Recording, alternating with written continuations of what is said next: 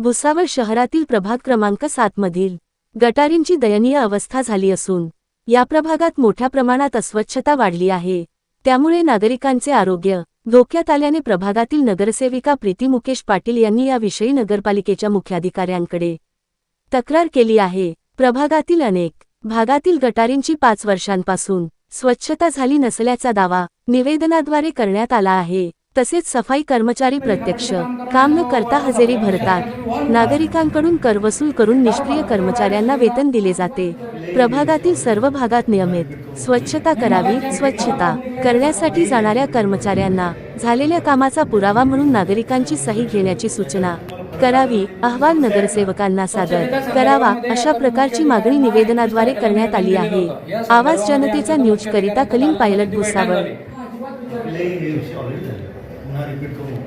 मला पब्लिकला इथे सांगावं मी त्यांची मीटिंग लावली दुपारी, त्यांची मीटिंग होते, त्याच्यामध्ये इन्स्ट्रक्शन देतो, त्याच्यात तुम्हाला फरक आढळला नाही तर तुम्ही सदस्य आहेत ना।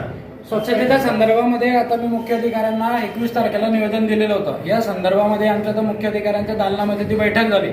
त्यांनी संबंधित जे सॅनिटरी इन्स्पेक्टर आहेत त्यांच्याशी बोलणं केलं, त्यांना त्या कामाच्या सूचना दिलेल्या आहेत। पण जे सॅनिटरी इन्स्पेक्टर आहे त्यांच्या मार्फत जी काय बोलणी झालेली आहे त्यांचं असं म्हणणं आहे का तुम्ही आमच्याशी अशा आवाजामध्ये बोलू नका। जे विनंती करताना जर आवाज वाढतोय तर ते आता त्यांच्या स्वतःवर तो विषय घेताय का तुम्ही येऊ नका। आम्ही त्यांचा काही गळा धरलेला नाहीये। नगरपालिका ही सफाई कर्मचाऱ्यांना सफाई करण्याचे पैसे देते, पगार देते, त्यांनी तो खर्च बजावला पाहिजे, त्यांचा तो हक्क आहे। जर शिवसाहेबांचा असाय तर त्यांनी त्यांना शोकन नोटीस काढावी आणि जर कुठल्या कर्मचाऱ्याला काम करण्याची इच्छा नाहीये त्यांनी स्वेच्छेने सांगावं माझ्याने काम होत नाही, त्याची बदली करून द्या।